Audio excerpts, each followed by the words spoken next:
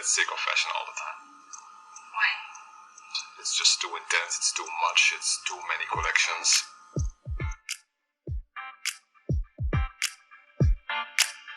Historia y moda es un recorrido por la historia de nuestra cultura, el arte, la economía, la política y los roles de género, teniendo la moda como hilo conductor.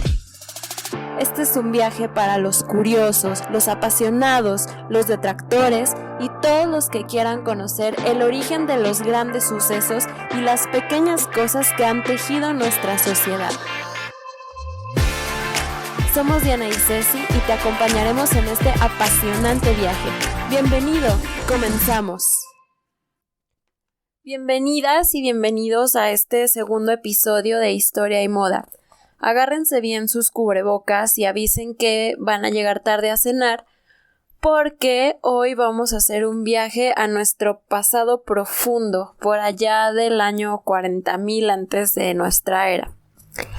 Este tema es interesante desde un punto de vista social, porque nos empieza a abrir los ojos hacia un enfoque de estudio de nuestra historia más amplio en el que se consideran factores que antes no se tomaban en cuenta porque no existía la tecnología para estudiarlos, pero que si hoy lo pensamos, por ejemplo en el caso del hilo, no podemos hacer casi nada sin él.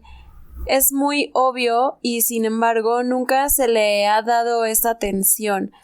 El abrir el enfoque a este tipo de descubrimientos nos acerca también a quienes lo fabricaron, en este caso las mujeres en la prehistoria.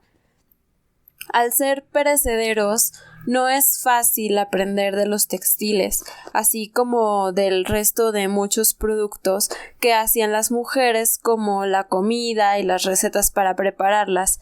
Por lo tanto, para recuperar la realidad de la historia de las mujeres, debemos desarrollar excelentes técnicas usando no solo los datos obvios, sino aprendiendo a identificar cada detalle, como, por ejemplo, volver a tejer algunas de las telas antiguas que sobrevivieron. Entre los miles de arqueólogos que han escrito acerca de la cerámica o la arquitectura, ¿cuántos han realmente intentado hacer una olla o construir un edificio? Bastante pocos, si no es que ninguno, pero con tantos datos disponibles para el estudio de estos campos, los académicos se sintieron inundados de información y esos pasos radicales no parecieron necesarios. En este caso es diferente. Tenemos que usar cada pista descifrable. Por milenios, las mujeres se han sentado juntas a hilar, coser y tejer. ¿Por qué los textiles tenían que ser su trabajo por excelencia y no el trabajo de los hombres? ¿Fue siempre así? Y si sí, ¿por qué? Hace unos 40,000 años, al principio de la última fase de la vieja edad de piedra llamada el Alto Paleolítico, los seres humanos empezaron a actuar de forma muy diferente a como lo habían hecho antes. Durante 2 millones de años habían creado herramientas simples de piedra y durante medio millón habían controlado el fuego y cazado cooperando en grupos. Pero hace 40,000 años, conforme las grandes capas de hielo que habían cubierto el norte de los continentes se empezaron a retraer, los humanos empezaron a inventar cosas nuevas en una escala tremenda. Estos recién creativos cazadores-recolectores produjeron nuevas herramientas como punzones, alfileres y cinceles, pero también empezaron a esculpir animales, personas y otra información, posiblemente calendárica, en piezas de marfil y hueso y a hacer cuentas para adornar. La gente del Alto Paleolítico hizo pinturas de animales en cuevas. Este es el periodo de las famosas pinturas de la Edad de Piedra de Lascaux, Altamira y otras cuevas en Francia y España. Y de igual importancia, esos ancestros inventaron también el hilo y la costura y por lo tanto nos otorgaron el primer capítulo en la historia de la larga asociación de mujeres con los trabajos de las fibras. Lo más cercano que podemos ubicar estos hechos fue hace 20 o 30,000 años en medio del Alto Paleolítico. Mientras otros estaban pintando cavernas, algún genio dio con el principio de torcer un bonche de pequeñas fibras débiles juntas para hacer hilo largo y fuerte. ¿Cómo sabemos esto? Nada tan perecedero habría podido sobrevivir estos 25 a 30 mil años ni por milagro, pero algunos pequeñísimos restos de cuerda de hace 15.000 años lo lograron. Nuestra evidencia más cercana es indirecta. Inferimos esta humilde pero crucial invención a partir de cambios significativos en otros objetos de naturaleza más sólida. La cultura del Alto Paleolítico, conocida como Gravetienses por el nombre en francés del sitio donde se reconoció por primera vez, que es La Gravette, parece haber florecido en Europa Central y del Este, expandiéndose gradualmente a lo largo de la orilla sur de la gran capa de hielo hasta el sur de Francia y España. La datación por radiocarbono sugiere que esta cultura duró 6.000 años, del 26.000 al 20.000 a.C., y durante este vasto tiempo las agujas eran comunes y las cuentas de conchas, dientes y huesos unidos con pequeños hoyos. Las cuentas más pequeñas se encontraron unidas en filas a través de los huesos de los muertos. Claramente, estas cuentas se habían tejido en prendas hechas probablemente de pieles. En una cueva cerca de la frontera mediterránea entre la Francia moderna e Italia, un hombre adolescente fue encontrado usando un gorro o red cosido con 4 líneas de pequeñas cuentas de concha. Solo de esos artefactos uno puede deducir que tenían conocimientos de tejido, pero hay pruebas de que al menos algunos de los tejidos que se usaron habían sido torcidos juntos a partir de pequeñas fibras naturales en vez de cortar de partes largas y resistentes del cuerpo como la garganta o los tendones. Aquí voy a hacer un paréntesis técnico. Para quien no lo sepa, los hilos están hechos depende de la materia prima de la que provienen, pero se hacen a partir de pequeñas fibras, por ejemplo de la lana o de la seda. Según de dónde provienen las fibras son más largas o más cortas o más irregulares, pero estas fibras se juntan y se tuercen y de esta forma es como se va creando el hilo y gracias a esta torsión es que el hilo es resistente. Imaginemos que alguien se quiera columpiar con un hilo, pues obviamente se va a romper, pero si lo hace con una cuerda, que al final son muchos hilos torcidos entre sí, es más resistente. Entonces realmente este es el principio de la construcción de los hilos. Son pequeñas fibras que se tuercen y van formando un hilo que es más resistente y más fácil de utilizar que si fuera pues las fibras solas. Cierro el paréntesis técnico. No sabemos qué tan temprano datar este gran descubrimiento de hacer hilo tan largo y tan fuerte que fuera necesario torciendo juntos filamentos cortos. Pero cuando sea que haya ocurrido, abrió la puerta a un enorme campo de nuevas formas de preservar el trabajo y mejorar las posibilidades de supervivencia, así como lo hizo, por ejemplo, el vapor en la Revolución Industrial. Con el hilo podemos ensartar cuentas, coser cuero para hacer ropa, tiendas de campaña o bolsas para llevar cosas y podemos ensartar arcos y con hilo se pueden obviamente tejer telas. Hilo suave y flexible de este tipo es un prerequisito necesario para hacer tejidos. A un nivel mucho más básico, el hilo puede ser usado simplemente para atar cosas, cachar, sujetar, cargar. Así se hicieron trampas, redes de pescar, manijas, ataduras, redes de carga, correas, sin mencionar una variedad de objetos para unir y formar herramientas más complejas.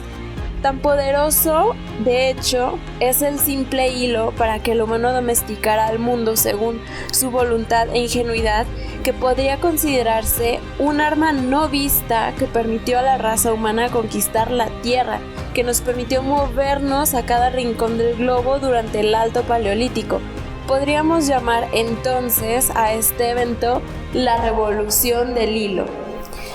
Los arqueólogos han enfatizado durante mucho tiempo la invención de herramientas de piedra y metal para promover la evolución de la cultura humana. Incluso los nombres dados a varios periodos de la historia y la prehistoria de la humanidad se basan en herramientas de gran peso. La palabra paleolítico, el periodo que se extiende desde hace unos 750.000 hasta hace 15.000 años, significa esencialmente edad de piedra.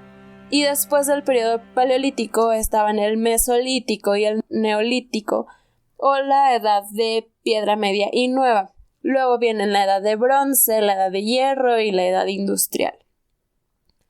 Pero al menos tan fundamental para el curso de los asuntos humanos como la invención de las herramientas de piedra fue la comprensión de que los productos vegetales podían explotarse para otros fines además de la alimentación.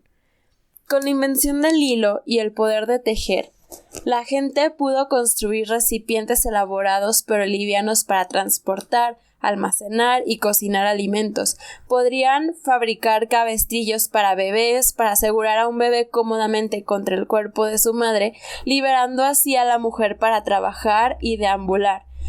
Podían trenzar redes, lo mejor para atrapar animales de presa sin el riesgo de un combate cuerpo a cuerpo. Podían amarrar troncos o tablas de madera para construir botes o balsas. La revolución del hilo fue un evento profundo en la historia de la humanidad. Cuando la gente empezó a jugar con las plantas y los subproductos de las plantas, eso abrió vastas nuevas vías de progreso humano. Este evento puede coincidir con la Edad de Piedra o incluso ser anterior a ella, pero los hilos se pudren, por lo que la evidencia es difícil de encontrar. La mayor parte de lo que hicieron los humanos se hizo en medios que no han sobrevivido. Se estima que la proporción de objetos perecederos a objetos duraderos generados en la cultura promedio es de aproximadamente 20:1. Hasta el día de hoy, en los estudios del Paleolítico, escuchamos acerca del hombre cazador haciendo cosas maravillosas y audaces, como clavar lanzas en mamuts lanudos o luchar con otros hombres.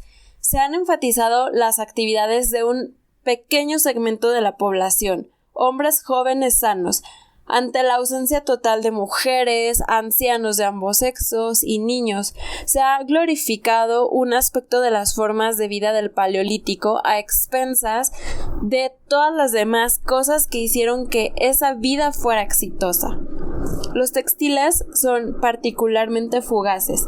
Los ejemplos más antiguos de tela descubiertos hasta ahora son algunas muestras de Francia con incrustaciones de carbonato que tienen aproximadamente 18.000 años, mientras que en el cercano Oriente se han desenterrado piezas de cordelería y cuerdas que datan de 19.000 años, muchos miles de años después de que comenzara la revolución del hilo. En los últimos años han surgido nuevas técnicas y tecnologías arqueológicas que hacen que los artefactos perecederos y otros artículos femeninos sean más accesibles para los investigadores, pero también ha influido el hecho de que las mujeres se han unido recientemente a la fuerza laboral arqueológica y paleontológica en un número mucho mayor que nunca. Estos nuevos trabajos nos han llevado a replantear la forma en que la historia nos ha sido contada hasta ahora, que ha sido pues la imagen de las caricaturas estereotipada de la mujer primitiva a la que arrastraban de los pelos hasta las cuevas. Esta en realidad es una concepción que proviene principalmente de los hombres modernos que hasta las últimas décadas han dominado los campos de la antropología y la arqueología y se han enfocado en las piedras y los huesos, asumiendo que el Pleistoceno y antes era un mundo de hombres. Sin embargo, las investigaciones apuntan a que es probable que las mujeres hayan sido las principales tejedoras y expertas textiles de la prehistoria e incluso pueden haber iniciado la revolución del hilo en primer lugar, aunque los hombres indudablemente hicieron su parte del tejido cuando se trataba de hacer redes de caza o pesca, por ejemplo. Esta conclusión se basa en estudios transculturales modernos que han descubierto que las mujeres constituyen la mayor parte de las tejedoras, cesteras y amantes de los productos vegetales del mundo.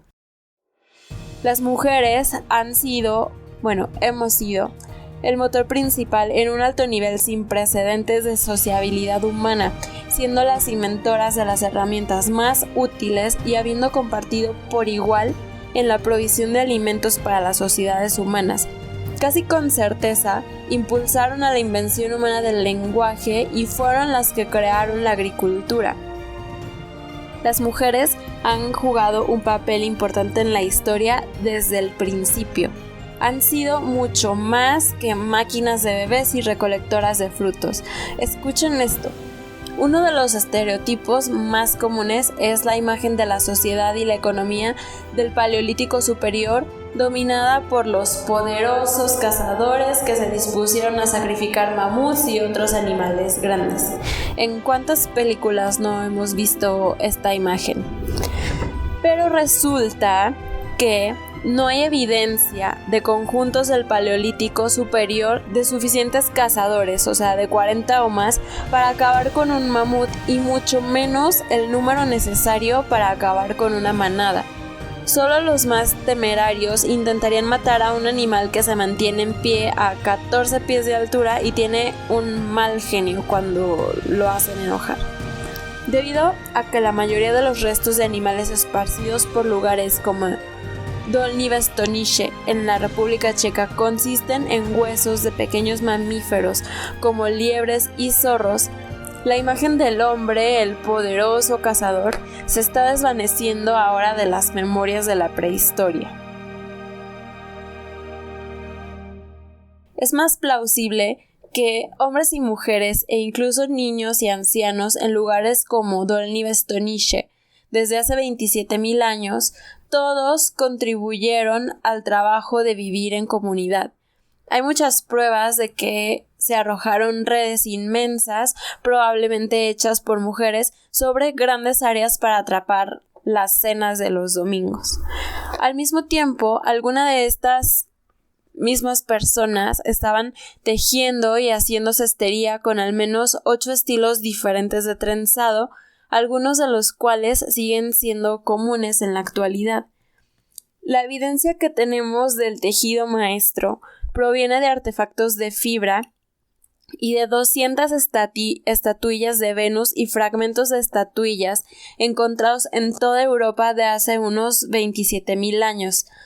Nada es igual antes de este periodo en ninguna parte del mundo y pasan miles de años antes de que vuelva a aparecer algo comparable. Estas Venus talladas llevan sombreros tejidos, cinturones y faldas de hilo. La ropa sugiere que tal indumentaria era una cosa de mujeres no usada por hombres y que sirvió para inmortalizar con un gran esfuerzo el hecho de que tal indumentaria distingue a las mujeres, o al menos a ciertas mujeres, en una categoría social de su vida. Pero mientras que los grandes cambios en la manufactura le quitaron el brillo al negocio textil hace mucho tiempo, con el resultado de que ese trabajo de mujeres ahora recibe un estatus bajo y salarios de explotación, los investigadores sostienen que el tejido y otras formas de artesanía de fibra alguna vez tuvieron un gran prestigio. Según su estimación, los detalles de las puntadas que se muestran en algunas de las figuras de Venus tenían la intención de hacer alarde del valor y la belleza de las habilidades de las creadoras. ¿Por qué si no alguien se habría molestado en grabar la costura en un medio permanente, sino para presumirla? Está hecho inmortal en piedra. No se talla algo como esto a menos que sea muy importante. Los detalles del atuendo venusiano también plantean la intrigante posibilidad de que las famosas pequeñas esculturas que se encuentran a la altura de las pinturas rupestres de Lascaux en el Panteón del Arte Occidental fueron talladas por mujeres, costureras, pluriempleadas para ser precisos. Siempre se asumió que los talladores eran hombres, un grupo de tipos sentados haciendo sus muñecas Barbie, pero tal vez ese no fue el caso o no siempre.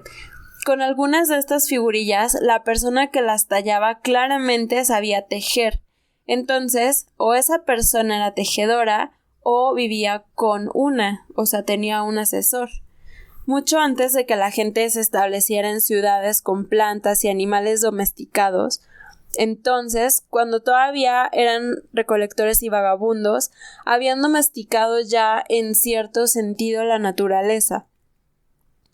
El tipo más probable de plantas de las que extraían fibras eran las ortigas. Se dice que la ortiga, en los cuentos populares y la mitología, tiene propiedades mágicas. En una historia de los hermanos Grimm, una niña cuyos dos hermanos se han convertido en cisnes tiene que tejer las camisetas de ortiga antes de la medianoche para volverlos humanos. Las ortigas le picaron los dedos, pero ella siguió tejiendo. Aquí lo que no llegaron a escribir los Grimm fue que cuando la niña terminó con las camisas, sacó un cincel y se talló una figura de Venus. ¿Alguna vez ustedes se habían preguntado si la historia que nos han contado es la historia completa? Imaginen cuántas cosas se han quedado sin contar solo porque no tenemos evidencia de ellas. Con esto terminamos este episodio, para el cual nos apoyamos en 2 libros principalmente. El primero es El trabajo de las mujeres, los primeros 20,000 años, de Elizabeth Wayland Barber, y el otro libro es El sexo invisible, una nueva mirada a la historia de las mujeres, de J.M. Adovasio y Olga Soffer. Espero que les haya gustado. Los invito a que nos cuenten sus comentarios, si hay algún tema que quisieran que desarrolláramos aquí o si quisieran aportar algo. Pueden hacerlo a través de nuestro Instagram, donde además pueden ir viendo las imágenes de referencia de cada episodio. Y también les recuerdo que este podcast es complemento a un curso completo de historia y moda, ahí mismo en nuestro Instagram, que es historia y moda _ pueden encontrar el enlace con toda la información. Muchas gracias, nos escuchamos la próxima semana. Chao.